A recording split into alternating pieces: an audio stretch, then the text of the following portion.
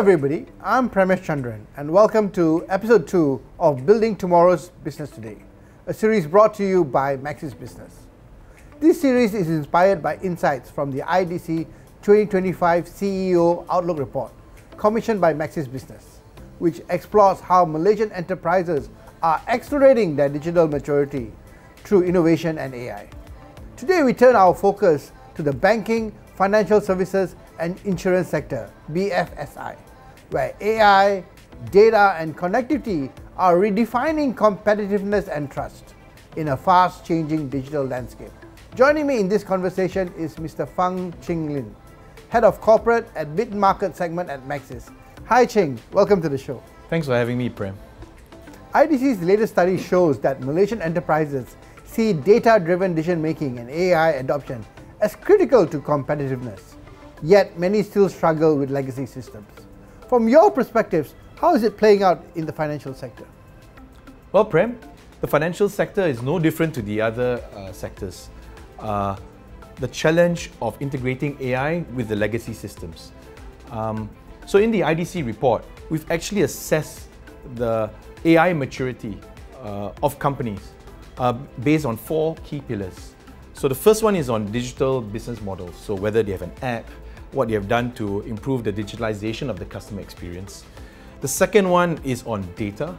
So how they go about improving the data, how they go about ensuring that the data integrity is there, safe, secure, and consistent, and correct.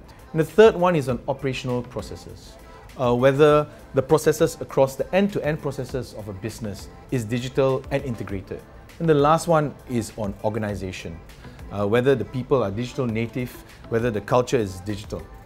Now, when we assess across those 4, I think a lot of financial sector institutions do very well at the digital business model.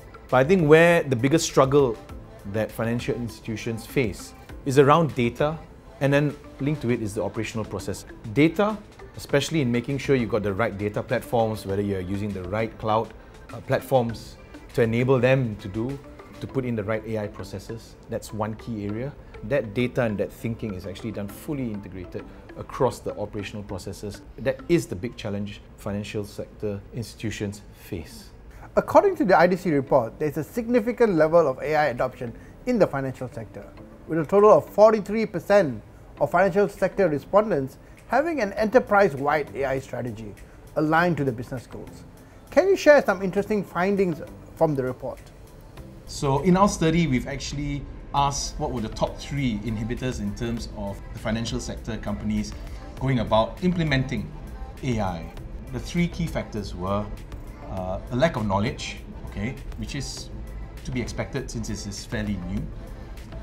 Second one is the accuracy of AI, which again comes with time.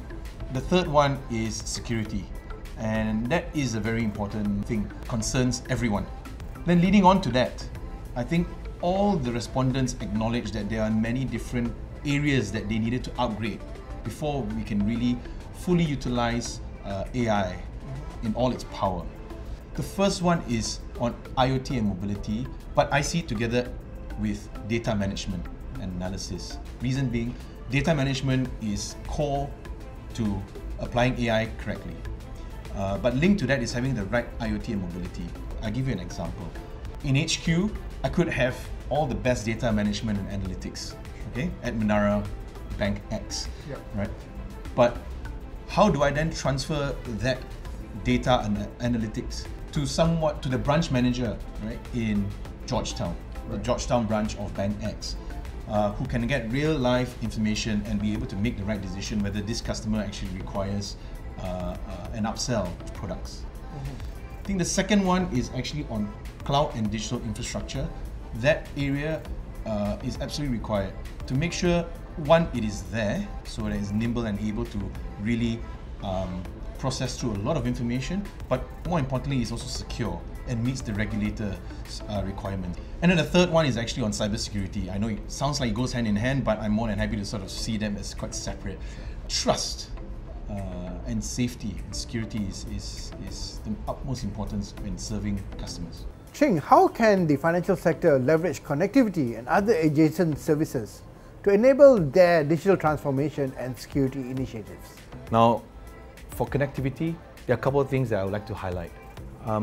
One is our investment in connecting the leading data centers across Malaysia. So all the big names, we have invested in at least providing one fiber connectivity. In most places, actually more than one, so and up to 3 diverse routes. Secondly is we've actually ventured into QSN, which is quantum safe networking. We are the first in Malaysia to launch this, working together with our technology partners to provide quantum safe encryption end-to-end point to ensure that hackers, we stay one step ahead of hackers. What it is in a nutshell is most encryptions you have today is on 64-bit, 128-bit.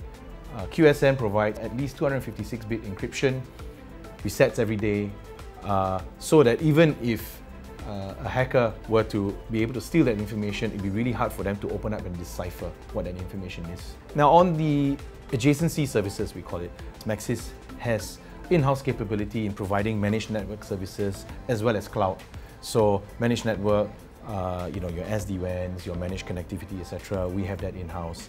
And cloud services, we provide private, public, and hybrid cloud services to a number of financial institution customers as well. And lastly, we believe we can work very closely with financial institutions with our data across various forms. So one is enhancing their credit risk scoring with access to our anonymized data. We will be obviously working around the bounds of PDPA, but it's working very closely to them to say what's our nuggets of information that the banks don't have that we have that can enhance the scoring. And secondly is APIs, so what we call telco APIs. So it's your application interfaces, right? In the past, we do a lot of SMSs. We still continue to do that. A lot of scammers continually using that now to increase their phishing activities. So telco API, what that does, now you can do that for many different things, but what it does is to send the pings straight to the telcos, and then we will return whether it's a legitimate user, whether it's a secure transaction, etc. We have aggregated anonymized data. And what it is with access to our 11,000 mobile towers across the country, we are able to triangulate all the movements and behaviors of Malaysians.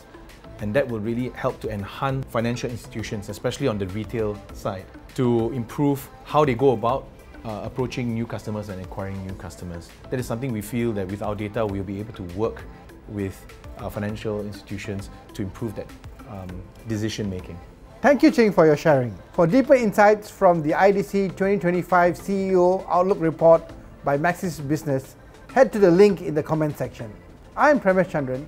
Thanks for tuning in and stay with us for the next episode of Building Tomorrow's Business Today, brought to you by Maxis Business.